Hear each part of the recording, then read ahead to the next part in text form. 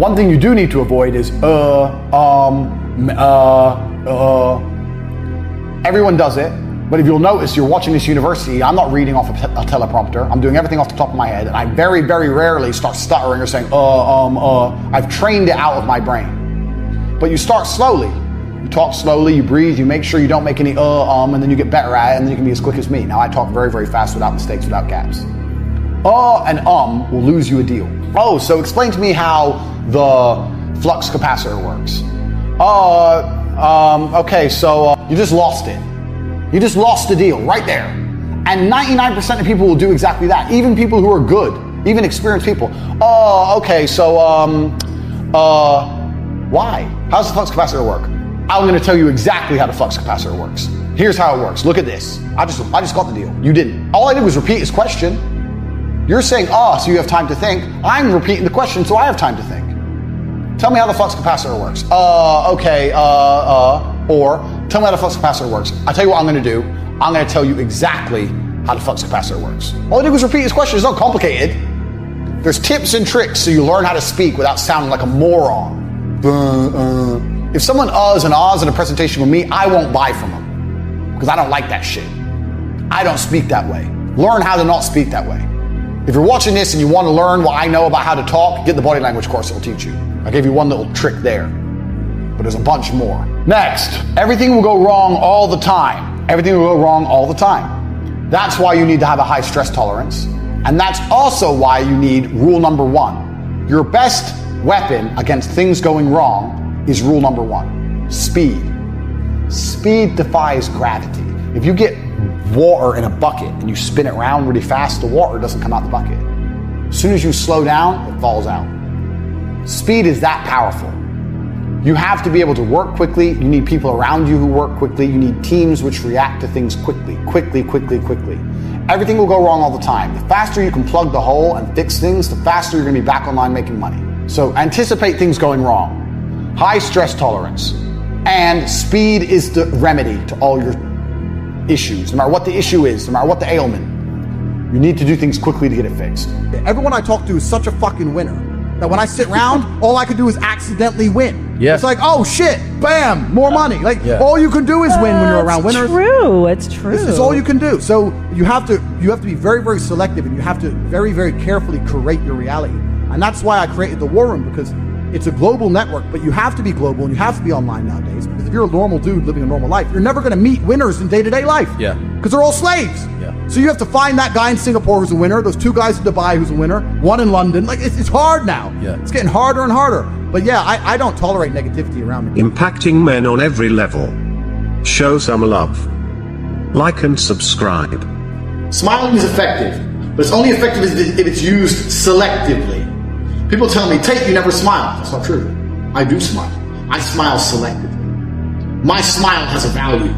If you guys are watching this, I'm trusting you've seen the people. How do you give your attention a value? By making it rare. Why is gold valuable? Because it's scarce. My smile has a value because I rarely smile. If you walk through life, 1, you look like a fucking moron, 1. And 2, who gives a fuck if you're smiling? If I smile, my smile has value, has weight, has currency. I've had my girl, I've been with 6 years. She'll message me, I made you smile today. She's happy that she made me smile, because it's hard to do. There's achievement in it. Oh my God, I made him smile. He woke up and I'd already cooked dinner, and he woke up and I cooked him breakfast, and I had coffee in his favorite mug, and I brought it to him and I told him I loved him, and he smiled a little bit. She got her reward, which is my smile. If she woke up and I was like, hey baby, hey, what the fuck, give a fuck if I smile or not? I smile when it's deserved. And you're a fucking full-grown man. You shouldn't be walking through life smiling. You need to smile at people when something of merit happens. I'm not saying come across as a miserable fuck. I'm not saying that. I'm not saying sit there looking like you're gonna fucking kill yourself. You're not Eeyore. I'm saying you need to smile selectively. Once again, you need to adapt your own body language style. You need to decide when you're going to use your smile and when you're not. Don't say trying to hold it in. I'm saying you've probably learned to smile instinctively. You're smiling at things that don't really make you smile, and you're smiling at things that you don't find funny to be polite. But let me tell you what smiling is. Smiling is a sign of submission. Look at apes, our closest relative. Apes smile to submit. When the alpha appears, The beta males, they show their teeth. They go, it's like, don't hurt me. This is natural. You can study this today. Google it, YouTube, right now. They show their teeth in a sign of submission. That's what smiling is. If you're going through life and every person you meet, you're like, hey. You're basically saying to the world, no one hurt me. Please, hey, I'm a nice guy. How are you? Fine. You? Yeah, good, yeah. Does Trump smile at every motherfucker he sees? No! It's Trump! Fucking, yeah, alright, okay, yeah. Fucking there's someone who actually, like a real G turns up, someone who's done a fantastic job that week, he'll give him a little bit of a smile, though. Smile in the middle. Why does Trump smile now? He doesn't walk through life looking like a fucking happy clown. And neither should you. Your smile is a selective tool. It must be rare, it must be used effectively. You smile at a girl, she needs to fucking deserve that shit. You smile at a guy, he needs to deserve that shit. You're gonna walk through life fucking smiling. Life's not all about just being as happy as possible.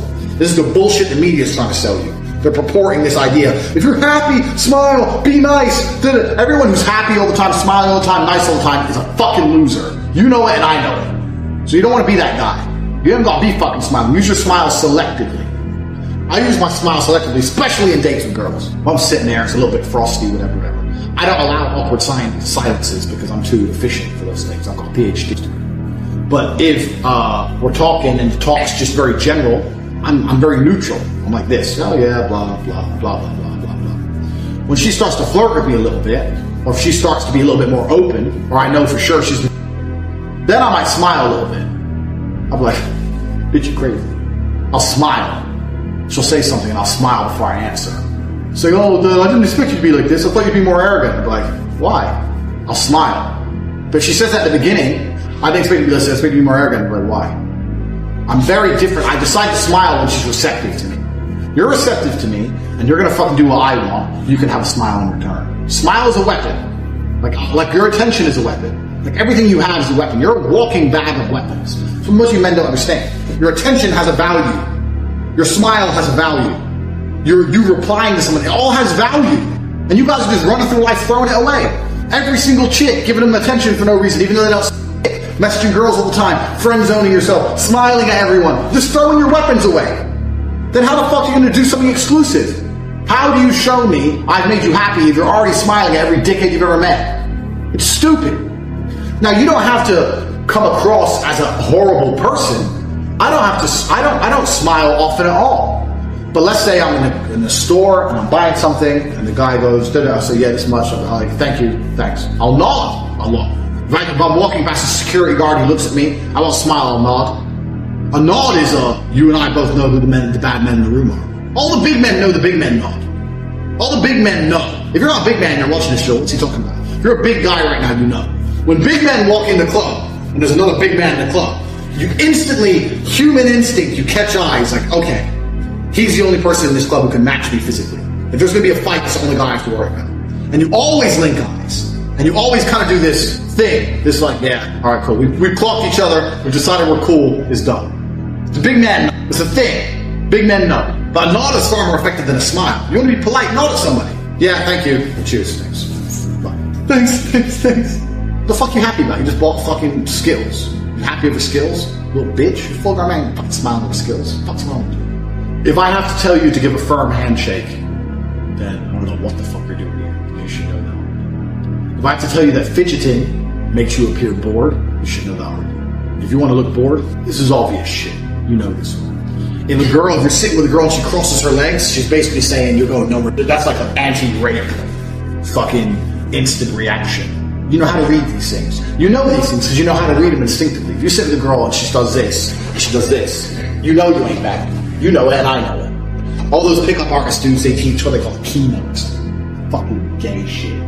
I hate pickup artists. I hate pickup artists because I know I'm the baddest, I'm the best.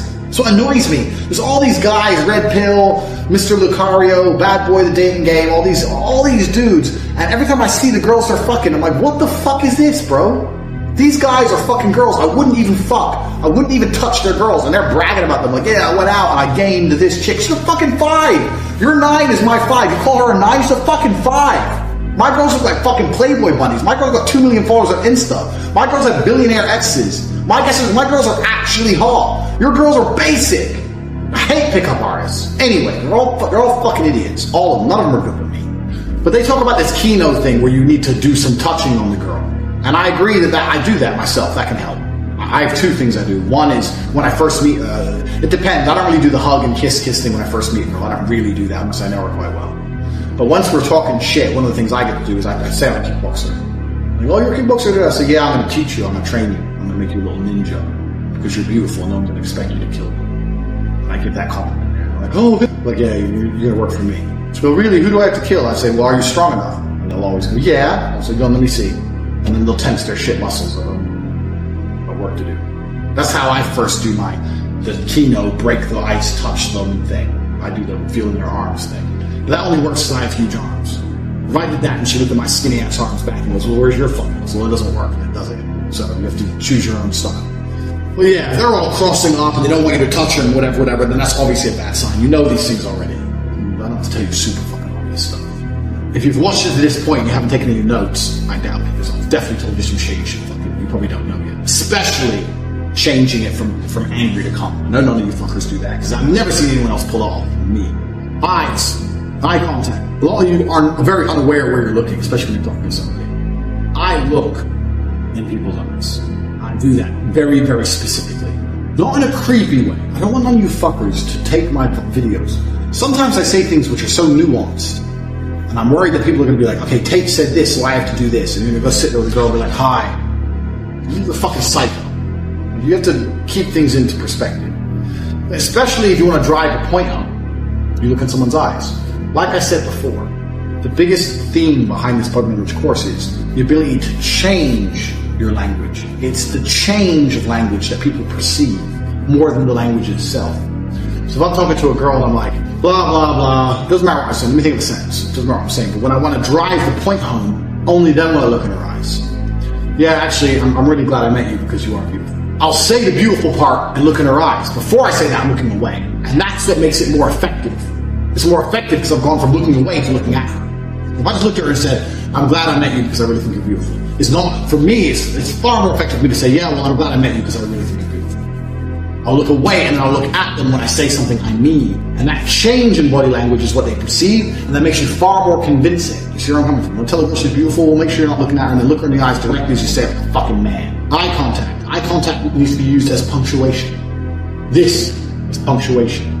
Everything is punctuation, make them understand a point. That's how your eye contact should be used. I'm not saying you have to lock eyes with every motherfucker you meet, but it needs to be used as punctuation. Same with men. Blah, blah, blah, blah, blah, blah. Dude, get the fuck away from me. Get the fuck away from me.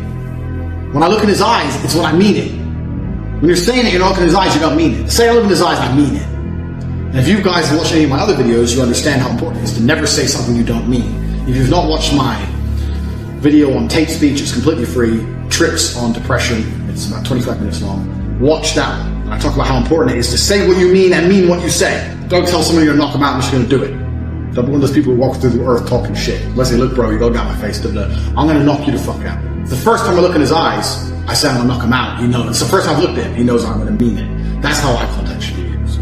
Power poses is a thing. I had a lot of people send me lots of emails about this course asking me questions. So I asked about power poses. They say like if you sit there and you do the Superman pose, you start to get more, you naturally release more testosterone, you start to feel stronger. I believe that's true. I do think that works. That is definitely a thing. You know, that's certainly a thing. Do I walk through life with the Superman pose? No. Should you? No. What the fuck? When you look in the mirror, you look in the mirror like, yeah, I'm a fucking man. Yeah, you need to do that. Of course. But that's more here than a power pose. So I'm only answering this thing now, because I know some motherfuckers are going to be like, well, what about my power pose? If you want to walk through life doing this and it makes you feel a little bit stronger, go for it. How about you just get strong as fuck anyway, and you don't worry about walking around like a fucking superhero, like a dork. So that's that shit. I've told you a lot about being domineering and conquering. However, a lot of you guys will know, one of the 48 rules of power is never to outshine the master. So a lot of you may have a boss, and you can't act that way because it's going to piss your boss off too much if you're too overpowering. I managed to be overpowered in my sales meetings because I was such a fucking fantastic salesman, the boss wouldn't say shit to me because I made him so much fucking money. But if you're middle of the road or something, you can't come across that way, you're going to annoy people too much and you haven't got the results to back it up. So one of the key things you can do if you want to make people like you, two things you want to make people like you. One's a body language trick, one's not. One is, if you want to make people like you, ask them lots of questions. Because everyone loves to talk about themselves.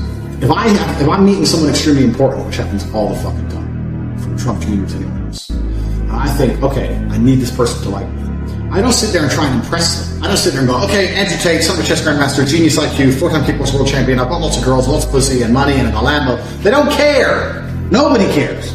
I sit there and go, yeah, okay, it's really good to meet you. Yeah, I've always been interested in ask them things. Because if you ask people questions, then they have to talk, they have to answer them. And they have to answer them by talking about themselves, and everyone loves themselves. So if you sit there with someone and they only talk about themselves for an hour, they're going to love the conversation. Yeah, it was really good to talk to you, because I got to brag for an hour. This is especially effective with women. Women love this shit. If you sit there and try and make a woman impress her, I'm this, I'm that, blah, blah, nah. Sit there and go, you're different than I expect, so what do? I'm a hairdresser. Hairdresser? Don't you get bored of like talking to people all the time? Well, no, actually, I don't mind because some of the people are really nice and some of the people are my best customers. Oh, really? Okay, yeah. Well, I don't even go to hairdresser, as you can tell. I'm already beautiful. So how long have you been a hairdresser for? Oh, I've been a hairdresser for this long. I went to college and da-da-da. Add in little bits of your own dialogue, but basically just ask them questions. I took one guy on pickup coaching. I don't normally do this, but I had one guy who paid me money to go out with him for a weekend, pick up girls. And he said to me, oh, I'm really nervous. I was like, bro, ask them questions. Say hello. Here's how you introduce yourself. Here's how you say hello. Ask them questions. And if you do that, you're 75% there. Because they're just going to talk about themselves. It doesn't matter what they reply. Who gives a fuck? You're a hairdresser. You're a nurse. You're a stripper. It's all the same shit. Who cares? Oh, really? That's interesting. Same answer to them all. Ask them. Let them talk shit about themselves. This is super effective to make people like you. Super effective. Because everyone loves to talk about themselves. So keep that in mind. And then the body language trick is to really look like you're listening. Most people don't look like they're listening. If I want someone to like me, I really look like I'm listening. So if I need a boss to like me or a girl to like me, I'll make sure it's clear I'm paying attention. So if you've ever been in like a group of people and there's one girl you want to fuck and everyone's kind of talking amongst themselves, but when that girl's talking, people are half listening. But when that girl's talking, not nuance. Don't look like a fucking creep, but make it clear you're listening. If other people are all talking to you and she starts talking to you, go, okay, yeah, look at her. I'm listening to you. Then oh, he thinks I'm important. He thinks what I say matters. And the boss is the same. He listens. He thinks I'm important. He thinks what I say matters. In a corporate situation, what I used to do, I used to do this all the time. Bosses love this shit. I used to walk around with a little notepad. So if I got called to the boss's office, I'd go in there with a notepad and pen, sit there. And when they were talking to me, I'd just randomly write things down. And a few of them said, why you got that? She said, I don't want to miss any key points. And they sit there and go, but they like that shit. I'm talking, and he's writing it down to not miss my key points. Yeah, well, Mr. Andrew, you are the best salesman. You have sold 3 times more than everybody else, but I'm a greedy CEO, so I want you to sell more. So I was just wondering if you could possibly do this, or if you try doing this, because you're my cash cow and I want to milk you for all you're worth. Yeah, you're right. I did try that, actually. I did try that, but I'm gonna find the email. I'm gonna send it to you. Okay, yeah? You sit there and I'm listening to you, sir. What you have to say matters. I'm writing it down. They're gonna fucking love you. They're gonna love you. They're like, who the fuck this guy? And then they call the fucking jackass salesman in. Hi, where's your sales? Yeah, I've tried. That's how you be liked. Make it clear you listen to people. Most of you don't make it clear you're listening to someone. Make it clear you are listening to them. The notepad and pen example is fantastic with a boss. They fucking love it. They're listening. They go, this dude is this takes his shit seriously. Because a boss hires you to make them money. They're always going to pay you less than they make out of you. Otherwise, they wouldn't have a business. So if you're sitting there taking them seriously, you're taking their money seriously. Wouldn't you love it if you had someone who came into your house with a pen and paper and goes, how can I make you more money? Tell me what to do. I fucking like this guy. Who wouldn't? So you have to make it clear you're listening to people. And ask lots of questions all the time. Especially, once again, with the boss, they love to ask questions. So even if I knew the correct answer, I'd ask them a question. So I'd say something like, I have my pen and my paper, I'm sitting there. I'm almost tempted to get a job again because it's so easy. I never failed a job interview ever. I'd go for jobs that required a degree and I didn't even have a degree. I just walk in there. Oh, so Mr. Tate, your degree? I haven't got a degree. Didn't need one. I didn't need one because I'm the best. I'm prepared to prove I'm the best. I'll work for a week for free, and I guarantee within 6 months I'm going to smash any sales target you set me. I don't have time to go to university and sit there for 4 years. I'm here to get paid. I'm here to get you rich. I'm here to make me rich. I'm the best there's ever been. Listen, I go, what the fuck is this dude? Well, he's going to work for free, so at least try him out. I never failed a job interview, ever. Ever. I got every fucking job. Tempted to go back, 'cause it was so fun. I'd sit there with my pen and paper, and I'd ask him questions, knowing the answers already. I'd be like, okay, sir, well, I've been trying 2 different types of proposal emails. One of them is getting about 20% more responses than the other, so it's the one I think is the best. But I want to send both to you, so if you have time, I know you're busy, if you could just read them and just confirm that's the process I should be going, that's the path I should be going down. That's the process of the emails I'm going to be sending. He'd be like, okay, yeah, send them across to me. As if he's going to say no, the other one, where it's not as effective. Of course he's going to choose the effective one. If he's a clever cat, which he probably is because he's a CEO, he's going to come back with the odd amendment to try and make it look like he knows something. So he'll come back and go, yeah, that's really good, that's good, Andrew. Try and add this and this, and I think you'll be about there. And I'll pretend I didn't think of that. Good idea, sir. I didn't think of that, gonna add it right away. We'll update you shortly. I'll pretend I didn't fucking know, and pretend that it's important even though it doesn't matter. He'll think he tricked me. Andrew, he's a fucking smart fucker, but I'm still the smartest than the boss. Bam! That's how they like you. Then when you walk in there and go, excuse me, sir, I've been working really, really hard for you, and I do my very, very best for this company, this corporation. I respect you absolutely, but I'm unfortunately in a situation where I need to get paid more money. So what's it going to be? That's what I used to do. I used to smash sales records, and then they were sitting there like, this Tate guy's going to make a company rich. I'd walk in there 3 months later and say, unfortunately, I'm in a situation where I need more money. Not could you please consider, not no. Unfortunately, I'm in a situation where I need more money. And their answer would be, okay, well, we have a quarterly review coming up, and we need to make sure your sales stay on track. They try and delay it. And say, okay, I'll wait for the quarterly review, no problem. I'm very, very excited about smashing records. I'm no longer interested in sales targets. I'm interested in beating the company's sales records. I know they're already mine, but I'm going to beat them again. I'd say that. And the reason I say all that, knowing that the quarterly review is 2-3 weeks away, is because basically I've said, you better give me a pay rise in that review, or I'm leaving. And the CEO is sitting there and go, fuck this fucker. I can't let him go. He's the best we got. You have to put his money on. And when the quarterly review comes, say, oh yeah, hi sir, obviously I've been doing fantastic. Sometimes I had a couple of them try it. Unfortunately, we're not going to increase your pay at this time. I'd say, okay, no problem, I appreciate that. I just want to make it clear with you, I'm going to do my utmost. I'm going to continue doing my job effectively. I believe if we're going to do something, I'm going to do it properly. But I am in a position where I, unfortunately, do require more money. So I'm going to start looking for another term of employment. I'm going to leave then. Every time I got an email within 2 days, some fucking offer. Even if I didn't need the money, take the money. What the fuck? Even if it's only a little bit of money, who cares? Take it. Thanks. It's a principle thing. You're gonna fucking reward me, motherfucker. I deserve. I got a company car that exact same way. And I sat down and I said, excuse me, sir, unfortunately I'm in a position where I can no longer use my own personal vehicle. He said, we don't do company cars. So I understand that. And I know you're paying me 20 cents per mile, but the car I have is getting damage in the car. Also, my brother needs to use the car. I am a very good salesman. I intend to continue to sell effectively. I guarantee I will continue to break every single company record, but I can no longer do it in my vehicle. I need to be provided with a vehicle, or I can no longer work with this company. Boom! Give me a car. Most of you fuckers are afraid to say shit. Walk in there. Give me a car. What car?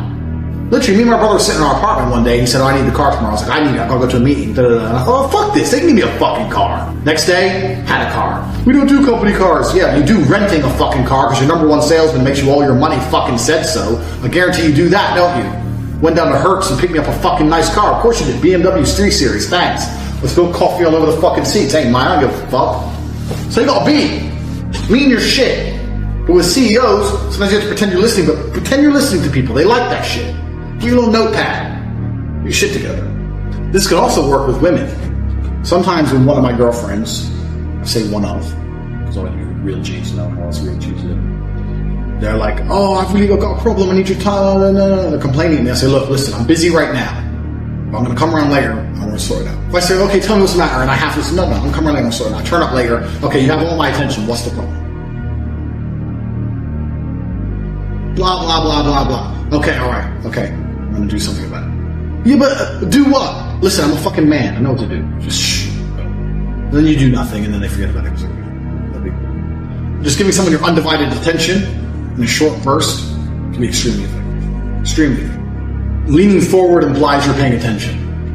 Keep that in mind. As opposed to leaning back, we've already discussed this already. I've got a long list of questions from you motherfuckers. Leaning forward implies you're paying attention. Someone goes, how do I make it clear that I'm paying attention to them? We'll make it clear you're listening to them. Just discussed all this, but also lean forward. You can lean forward sometimes. Yes, tell me. It matters so much. I don't actually recommend this for women, but it's something. Also, we're talking about women. There's a lot of body language with pictures of women that people talk about. Like, don't lean in towards the girl. We just talked about leaning in. Because leaning in shows that you're listening, shows you're attentive. And every single picture is of you leaning into your girlfriend. Then it shows that basically she's in charge because you listened to her. As opposed to her leaning into you. So it is a sign of submission. For the same reason it's a sign of listening, it's a sign of submission. So keep that in mind. If you want to have a picture of you and your girl, you want to put it on Instagram, whatever. It needs to be a picture of you. I'm the man. I am the oak tree. She's hugging the oak tree. The oak tree doesn't bend over to the people who hugs it. I'm the fucking G. She enters your world. You don't enter hers. Most of you guys already know this stuff, so it's not that complicated. But yeah, it hasn't got to be conscious. The reason body language is so effective is because it's unconscious. That's why it's effective. That's why people read it, because it happens by accident. So you have to consciously alter yours, but when you're going through life, you can't be sitting there going, how do I do this, how do I do that? You've got to just start thinking about it and practice a little bit and it become natural with your hands, etc., etc. So body language for women is never appear submissive. Women don't want to fuck a man they don't respect. Women don't have to like you to fuck you. They have to respect you. Do you know how many times I've retweeted, check my Twitter, I've retweeted a girl saying, I can't stand this Tate speech guy, but something about him, I have to follow him. Or on my YouTube video, I hate you, you're such a dickhead, I almost want to meet you. Or I retweeted a girl today, I almost want to slap him. I kind of want to slap him, kind of want to fuck him. And that's because they don't like me, but they respect me. They're like, this fucking asshole. Yeah, I guess that's true. Yeah, I guess that's true. They respect me. Women don't gotta like you, they gotta respect you. I fuck loads of girls who hate me. In fact, every day some girl's telling me she hates me. Every fucking day, I fucking hate you. Dick comes along and she's happy to take it. So you have to act in a way that's respected. And women don't respect men who are submissive to them. Women respect men who are in control. That's what happens. Women try to take control because it's natural to them to attempt it. And if you let them succeed, they'll just become worse and worse, down a spiral of just becoming a bigger and bigger dickhead because they're waiting for you to take control back. That's what happens. So it's the same with your body language. So if you're always leaning in and she's the boss, she's not going to be happy with those photos. She wants a photo where you look in control and basically uninterested in her. If you look at photos, I recommend go to @Tate. We'll put a few examples in this video. But go to @Tate and find pictures of me with girls. There's one of me with a cigar and a girl either side. Am I staring at the girls? Do I give a fuck they even exist? I'm having a cigar. I'm busy. I'm smoking. These are just some hoes, naturally. Because I don't care about the girls. So who's in control there? Me. I'm not showing them attention. The most important body language for a picture with a girl is basically to come across like, I don't give a fuck. Someone goes, you're about to take a picture with a girl. How do you come across as an alpha? You don't give a shit about the girl. Simple. You don't care about the girl. That's how you come across as an alpha. Take the picture like you take it. She wasn't even fucking there. Bang, smoking. Oh, there's a hoe there, there's a hoe there. Take life, whatever. That's one. There's another one of me with sunglasses on with two blondes either side. And in this one, I'm smiling. Why am I smiling? I'm smiling because the one I'm looking at just agreed to get fucked with the other one. 2 seconds before that, I said, you're both staying with me tonight. She goes, I don't know, I'm nervous. I said, look, we're going to go drinking. She goes, oh, maybe. And I smiled. I said, all right, good, we're going to go out. I was smiling because she agreed. Like I said earlier, positive reinforcement. I'm miserable. You said what I wanted you to say. Now I'll smile. Well, I just smiled at her because I knew she was about to be licking the other one's pussy in about 4 hours' time. That's what that one was. But in general, I'm sitting there. I wasn't looking at her and smiling, and I was looking forward. I don't give a fuck. I'm a dude who doesn't care. Women are always attracted to assholes. People go, why do girls like assholes? They don't like assholes. They like men who display overtly masculine qualities. Men who don't succumb to their wishes. Men who don't bend to their will. Men who are in charge. Men who retain control. Men who can't be influenced or complained at or nagged at. And those kind of men are assholes. It's not about the fact that he's an asshole. It's about the fact that they can't control him. It's about the fact that they're trying to take a picture with him. He doesn't give a fuck if she's there or not. And those are overtly masculine, overtly attractive qualities to him. Even she doesn't understand why, but that's the reality of it. So if you're sitting there going, how do I take a picture with a girl? Take a picture with a girl like she doesn't exist. I'll put up another picture here of me and my girlfriend in Thailand. The last picture of me taken. There, you just seen it. Do I look like I give a fuck that she's there? Now I am looking at her. A lot of body language every pill guys go, don't even look at the girl, don't look at the girl, that's bad body language. Come on, you're a human, you look at things, it's not fun. Look away all the time, idiot. But you can tell by my body language, I don't give a fuck. Her hand's on my knee, she's smiling, I'm not. You can tell by that body language who the fucking boss is. So, a lot of the red pill stuff is super specific. Like I've told you guys when I'm teaching in the PhD course, there's no such thing as an exact formula. There's no such thing as an exact specific thing. It's understanding general rules, general themes, and implementing them. That's why everything I teach is quite generalized. I'm waiting for you guys to see it, ingest it, understand it, and implement it in your own unique style. Because then it comes across as authentic. If I say, do this with your hands exactly, do this, you look like little fucking robots. No, I'm telling you to be aware of certain things. Like chess, you know the rules, and you make your own moves based on the rules to win. You have to develop your own style. But in general, the key for women is to just make it clear you don't give a shit, because women like that. And also, what's actually super beneficial is if you genuinely don't give a shit, then it's super easy. Why do you have to act like you don't give a shit if you actually don't give a shit? I actually don't care. I've been around so many chicks. That picture of me with a cigar and there's two girls hanging off me. When I was smoking a cigar, you can look carefully and you'll see my eyes open up. I'm looking at some guy, and the guy's face was literally like his world was blown. Because he saw me with two 10s. Not these other pickup artist versions of 10s. Actual 10s. Two smoking hot, big booty, big titty, hot ass, young, 20-year-old chicks. And he was there just like, who the fuck is this guy? Mr. Cigar just walked up and these chicks are hanging all over him. Is he a pimp? Is he famous? Who is he? He was just blown away. I didn't give a fuck. He gave. That's the difference. Don't give a shit. FDB. We talked about smiling a little bit, and when we talked about smiling, we said how it's a sign of submission. Also, you guys will know on Twitter, soy face. That's a sign of submission as well. If you're not comfortable within your own skin, you see a lot of people, they take pictures and they pull stupid faces. They'll go like, or when they're with someone, they're like, all that shit is submission. All that shit is evolutionary, primate, submissional. You're just broadcasting to the world that you're a fucking loser. Don't do that. You either smile in a picture because you're happy, or you just look at the camera. Done.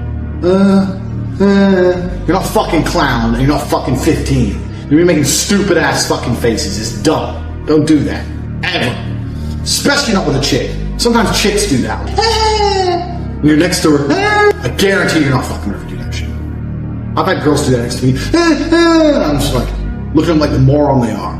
Because I don't give a fuck. You're fucking making stupid ass faces. Fuck off. Suck this. So don't do that shit. So if you're pulling weird faces in photographs, that's because you're insecure. And you're trying to broadcast to the world that you're a little liberal coward. And you're hoping that no one destroys you. You're hoping Big Daddy Tate doesn't come along and squash you in the palm of his awesomely huge hand. Don't be like that shit. I fucking hate that shit. I don't hang around with people who do that shit. Don't do that. Ever. I'm putting a picture of my brother now with his girl. Bang, you just saw it. That girl there is called Bianca Dragosciani. She has 1 million followers, or near 1 million on Instagram. Look her up. You can Google her. She's the most famous girl in Romania. She's like, she had her own TV show. Legitimately A-list in Romania. Very rich as well. Most men would be intimidated by a famous woman who's that hot, who's rich. Tristan went up to her in a fucking petrol station. Went up to her. Started talking shit.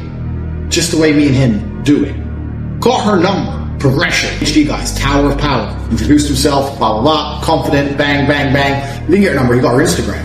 Messaged her there on the spot so she saw it, even amongst 1 million messages. Ended up getting her number. Anyway, he ends up fucking this chick. She's married. She's fucking married. Whole thing comes out in the papers. Me and Tristan end up A-list stars in Romania because we're the guy who fucked Bianca. I'm the brother, but he's the guy who fucked Bianca when she's married. Everything. Complete craziness. Anyway, the point of this picture is this. Most men, when they get a girl like that, they're all over her. She's famous. She's rich. She's important. She's special. Look at Tristan's body language in that picture. Does he look like he gives one fuck about that chick? He doesn't give a fuck about that. He doesn't care.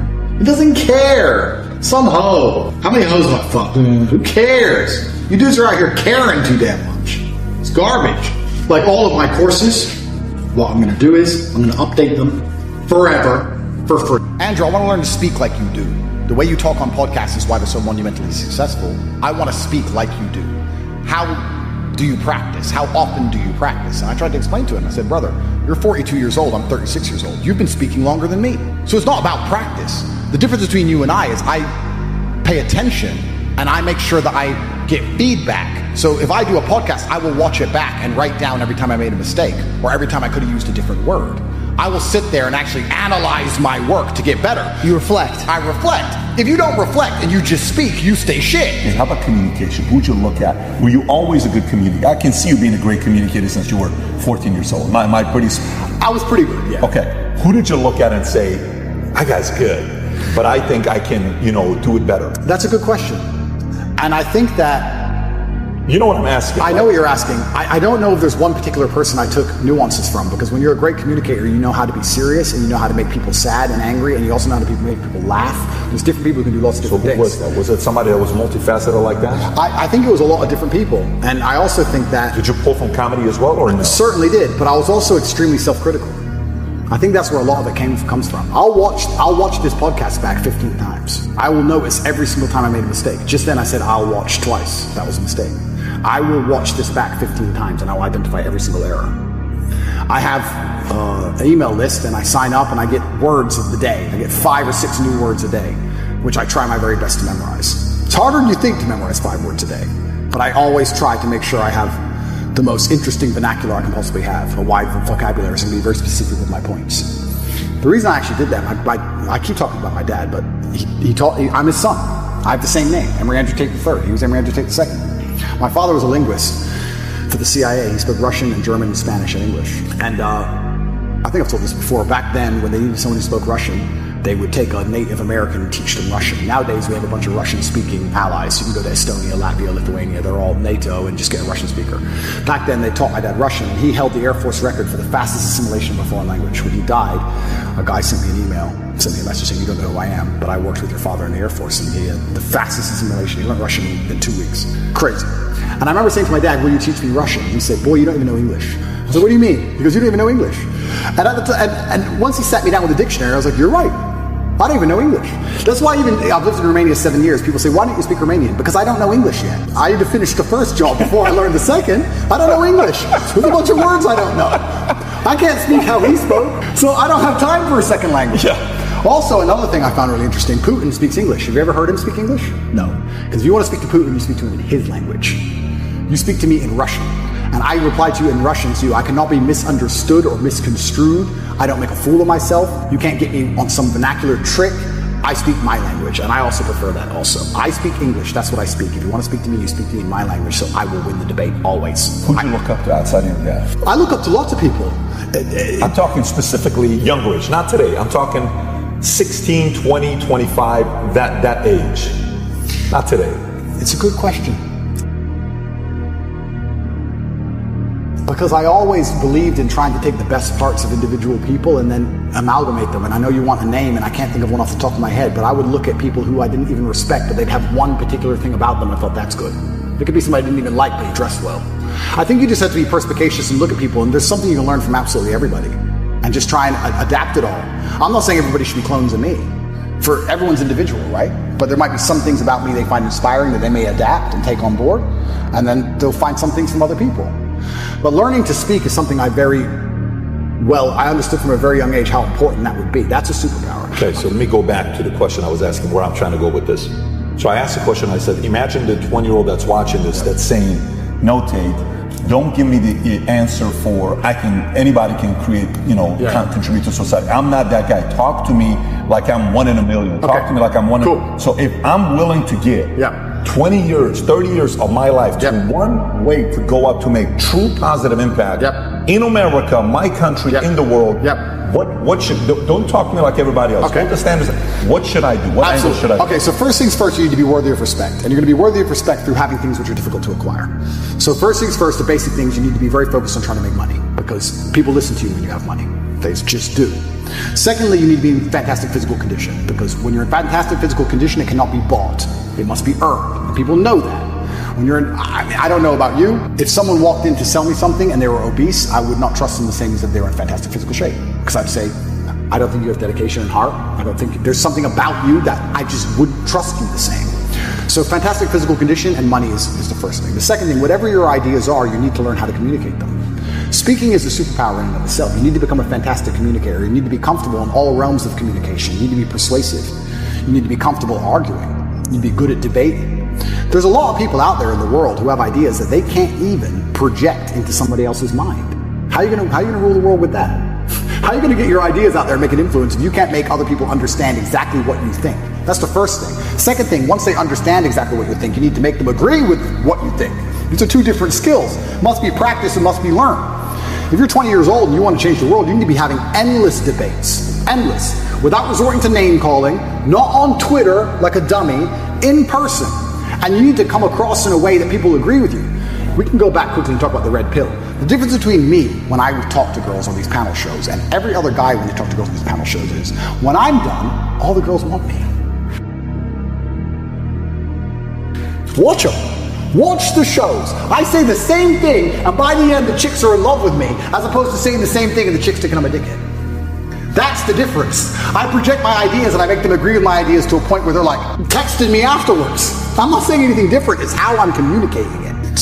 You can catch more flies with honey than hurting people sometimes. You need to be good at everything. You need to have a Swiss Army knife of tools. I know when to be intimidating or aggressive. I know when